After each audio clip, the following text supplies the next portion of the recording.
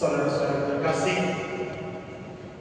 kemarin setelah misa kuburan di Yautong, saya ditelepon oleh umat untuk memberikan sakramen perminyakan. Lalu sampai di sana, keluarganya keluarga orang Indo. Lalu suami istri ini, suaminya sudah 30 tahun lebih. Dari anaknya masih kecil sampai anaknya sudah bekerja. Lalu mereka tidak punya pembantu, jadi sang ibu melayani dari pagi sampai malam. Lalu ibu ini menceritakan pengalaman hidupnya sambil berderai air mata, dan dia mengatakan, "Romo, kalau saya tidak punya iman, saya mungkin sudah meninggalkan suami saya. Bayangkan saja 30 tahun dari pagi sampai malam mengurus 2 anak saya, juga mengurus suami saya. Suami lumpuh, tidak bisa berjalan. Namun setiap kali ketika cobaan itu datang, saya selalu mengatakan dalam diri saya, ingat apa yang telah perjanjian yang telah dibuat pada saat nikah.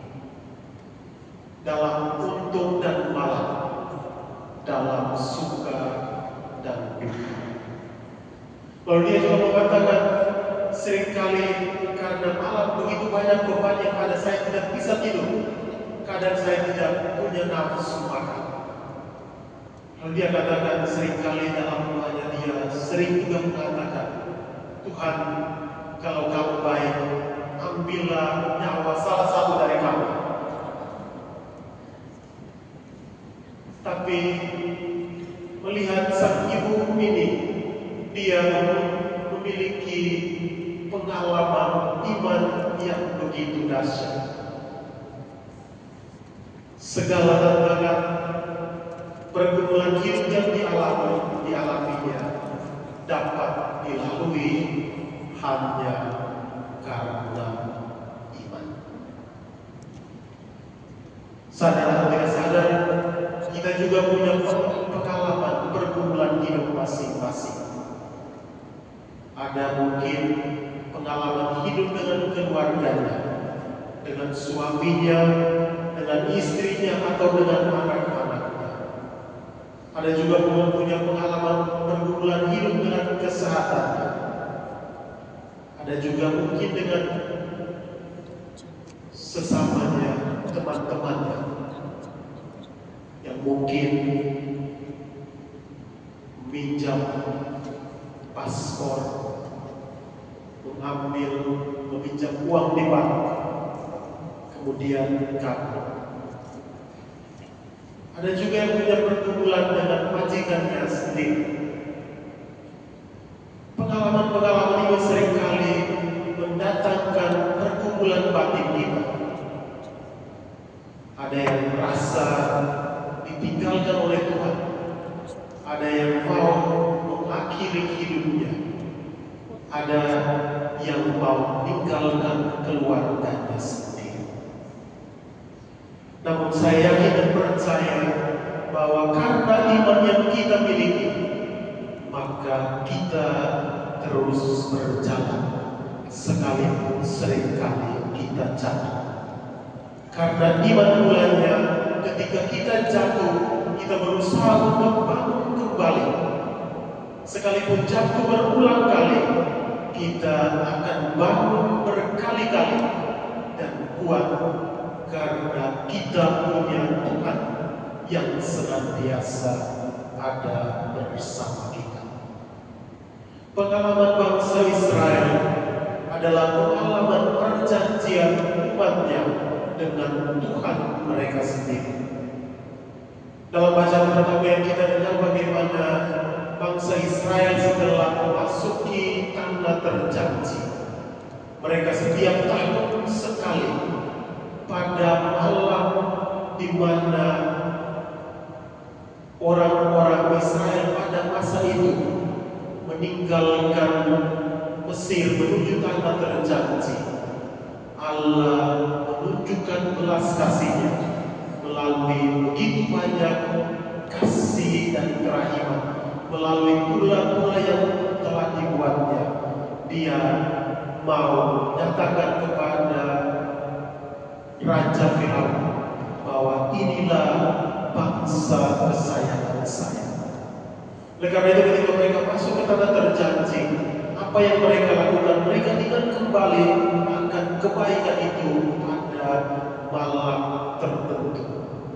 Oleh karena itu, dalam malam itu, sebagaimana dalam bacaan pertama yang kita dengar, mereka merayakan kasih dan kebaikan Allah yang senantiasa bercurah kepada bangsa mereka. Inilah inti iman bangsa Israel kepada Tuhan Allah. Dan dalam bacaan kedua yang kita dengar barusan dengar, kita melihat bagaimana Abraham, bapa bangsa kita, bapa iman kita, menunjukkan bagaimana imannya yang kokoh, yang percaya pada kebaikan Tuhan. Ia dan Sarah istrinya sudah tua, tetapi ketika Tuhan mengatakan kamu harus meninggalkan segalanya dan pergi ke tanah yang telah aku tunjukkan, Abraham rela meninggalkan segala-galanya hanya karena iman. Selain meninggalkan keluarganya, meninggalkan segala harta bendanya, ia harus melakukan perjalanan yang sangat berbahaya, dan perjalanan itu tidak tahu kapan akan mencapai tujuan. Tetapi Abraham yakin dan percaya bahwa Tuhan memiliki rencana terhadap dirinya sendiri. Setelah meninggalkan tempat tinggalnya, dia juga tidak mempunyai keturunan karena Sarah dinyatakan mandul. Tetapi karena iman yang sama, dia percaya bahwa Tuhan akan memberikan keturunan kepadanya. Setelah memiliki anak laki-laki, Tuhan masih mencobai dia. Persembahkanlah anakmu kepadaku. Apa yang Abraham lakukan?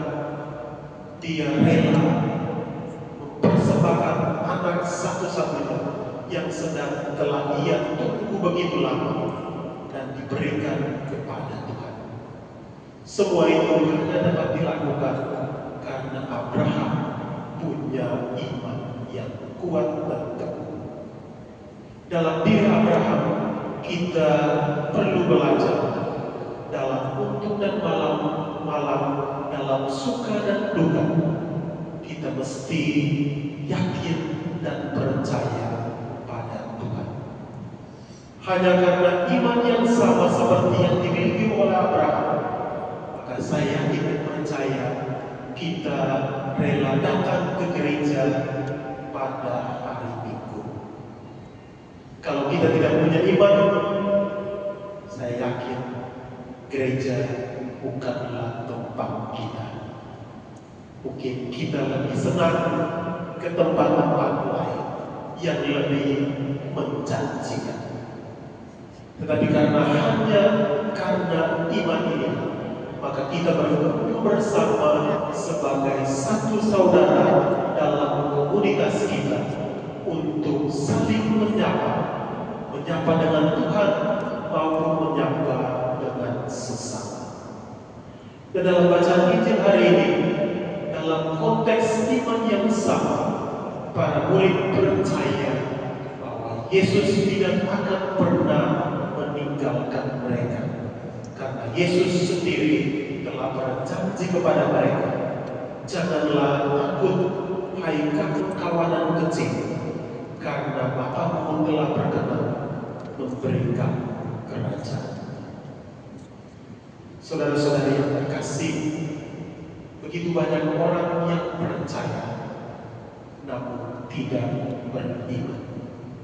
Banyak orang beragama namun tidak beriman. Beragama hanya sekedar simbol atau hanya dalam KTP. Namun beragama harus juga disertai dengan iman yang kuat, karena iman harus juga disertai dengan perbuatan. Karena itu satu Paulus mengatakan, iman tanpa perbuatan adalah mati. Karena itu saudara-saudara yang terkasih dalam Kristus, saya yakin dan percaya karena iman kita ditemukan, karena iman kita disadari, dan karena iman kita yakin dan percaya bahwa sekalipun langkah awal kita memulai mungkin berbeda-beda, tetapi tujuan kita sama, yaitu kita menuju kesempurnaan Yesus Kristus di dalam kerajaan surga. Karena itu kita berdoa, kiranya Allah yang Maha Kudus memberkati kita, memupuk iman kita, sehingga kita senantiasa yakin dan percaya akan apa yang kita imani, apa yang kita wartakan, dan apa yang kita hidupi dalam hidup keseharian kita.